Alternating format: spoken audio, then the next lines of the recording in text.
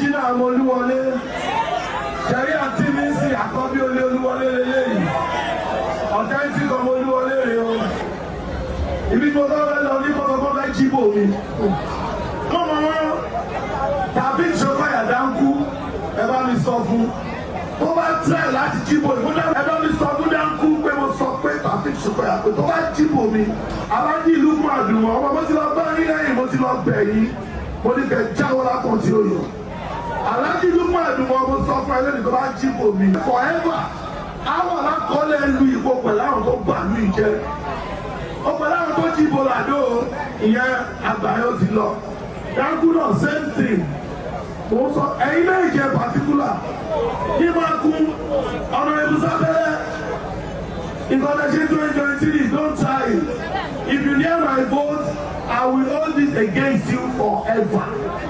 mo lè fẹ́ kẹ́ wàá ṣú ọ pé ọmọ ìlú yìí tó wà ń lu ìlú ní tí ẹni jẹ́ wà ń lu ìtí mo lẹ́ ní ìyẹn lu mi ò lè ní sá fún yín sátọ̀dé o mi ò ní sá o àfọ̀ Afọlábí Odúnlátẹ̀ ẹ bá mi sọ fún gbogbo nǹkan tí èmi àti ẹ̀dí ṣe sẹ́yìn ṣé ọmọ tí yóò wà ní conscience mo ń dábí kan wọlé ẹ̀kọ́kọ́ ni o kó rò dáadáa nítorí pé tí ọba yóò bá gbọ́bọ̀ àrùn àmú ẹni pọ̀ tó bá torí ẹ̀mí tó pọ̀ lájẹ́.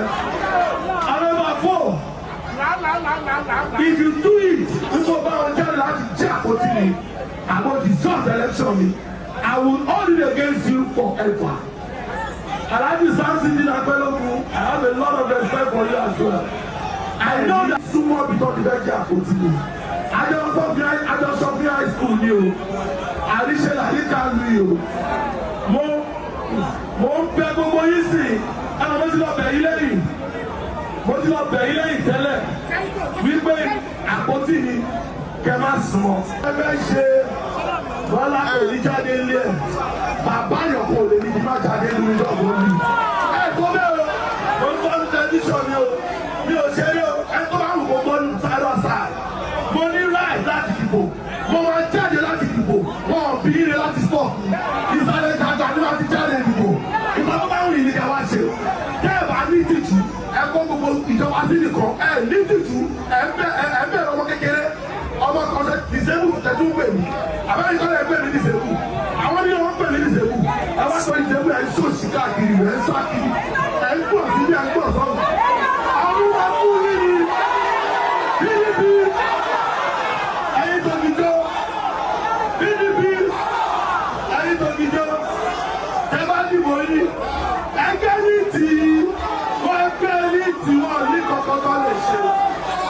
Ẹgbẹ́ ní tìbò yìí. Títò wọn náà. Títò gbogbo ṣàgá gbogbo rẹ̀ mọ́. Tábà dìbò máa tó dìbò wá sí. Kò sí ìkọ̀kọ́ lè ṣe fẹ́ anybody. Wọ́n kọ́ ni. I will say this to the security operatives in Ogun State. They stole our vote in 2023. Please one day, this time around, we will sit down with our vote. Bring anything, we will stay here. We are not running. I have plans. I've been building this candidate. I've been living in this community for over 28 years. And at the same time, I am a legit guy. No bunkering, no government, no robbery, no rape, no case for 28 years. Innocent and parody.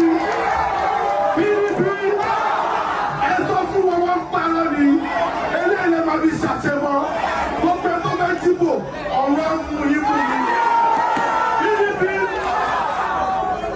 gbogbo ẹsẹ̀ náà tẹ̀ kó bọ̀. Ẹ̀yẹ sánà ṣe àwọn bí wọ́n ṣe wà yìí. Ìbápa nìyẹn máa ń ṣe tó máa tó ní ṣe mọ́. Ẹ̀sánà ẹgbẹ́ láyà o. Gbogbo ẹsẹ̀ tí APC ń kó bọ̀ ló ń là ní. Wọ́n là do your worst. Ẹ̀yà Bọ́lá ni mo lu ọ. PDP ẹ̀sánà tẹ̀ kó bọ̀. Àárẹ̀ tí wọ́n Wálé Daniel. Ọ̀rọ̀ tí 2023 ìwọ ló rọ́bìṣì bò mí but no problem. Mo ti pè wọ́n náà mo ti bẹ̀rẹ̀ o tó bá jí ìbò mi I will hold it against you forever. Ebele is my friend.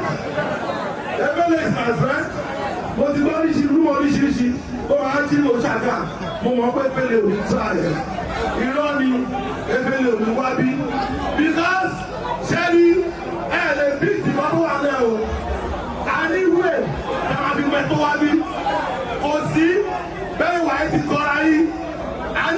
politics ẹgbẹ́ a máa ní fídíò oníṣàní. Any politics ọ̀sán wìlì kẹ́ ṣe wèrè. We will get your video. Àwọn ti ṣe àyẹ̀bí ẹ̀dí sùn. Fly any politics you will get your video. So my people PDP. Ìjọ́jẹ́ ti mọ̀ mi. Ṣé mo ti kọ́ ní ìlú yìí? Ṣé mo sáré ìlú yìí? Mi ò dáná rí. Mi ò ṣe ní ti rọ̀ bí. Ìlú yìí mo ti ń ṣe láti 28 years. Lórí títí ọlọ́jà consistently òye sí o mi ò lè wọlé ẹ̀yìn tèmi nǹkan tí mo fẹ́ kẹ́ ṣe fún mi ní pé níjọ́ sátidé o kẹ́ bá ti dìbò yẹn tán ẹ jókòó sí poli unity èèyàn bẹ́ẹ̀ wọ́n bẹ pa wọ́n fọ́ ni wọ́n ní ìtìjú ó jẹ́ kó ní ìtìjú. Lastly yàrá ọlọ́run náà gbọ́n bí èmi ò believe Yẹ̀rù is my brother àtijọ́ ṣe ti pẹ́ mo jẹ́rìí Yẹ̀rù kò ní wá bí wá dàbò nínú kí tó gbé máìkì sílẹ̀ PDP ọmọọba Alówólé ní Ṣìmáwá Alówólé ní 2023 gbogbo nǹkan tẹ̀ ṣe àwọn àti ọba lùkù ẹ̀ o àsọ̀rọ̀ Alówólé lọ́ọ́ ti gbé their time tí mo ti dúró fún ẹ rí. Don't try to come near my vote. If you do so, I will hold it against you forever. Ẹ jẹ́ n sọ fún yín, mo ń gbọ́ ọ̀kan, wọ́n lọ ṣe campaign kan wọ́n fà. Ọmọ kan jẹ́ pé wọ́n mú wá láti tàbí òṣọmọ ìlú yìí. Ìyẹn ń gbẹ́nu yànnìyànnì, ó ń ṣẹnu jákujàku. Ẹ ti bí ibi fún ní tíkẹ́ẹ̀tì ní ìgbà kan kọ́ọ̀tù dára dúró.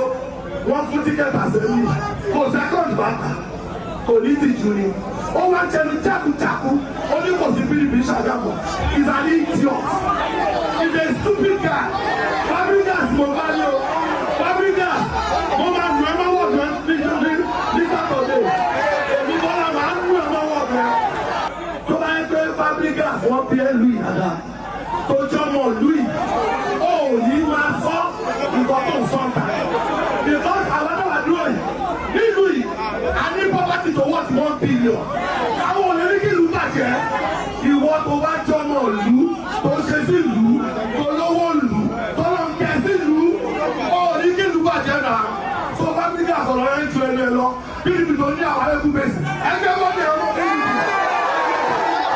tí ó bá ń ṣe pé àìní tìjú náà ẹ̀kọ́ gbogbo agbára sọ́dá sáì gọ́ọ̀nà deputy governor àzẹ́ẹ̀bù àzẹ́ẹ̀bù gbogbo ẹ̀ káńsẹ́lọ̀ ẹ̀ wá ń bá bọ̀bọ̀ bọ́lá kò ṣòtẹ́lí ẹ̀yìn ẹ̀ ń pè ní ìṣèpàdé sẹ́gbẹ̀ẹ́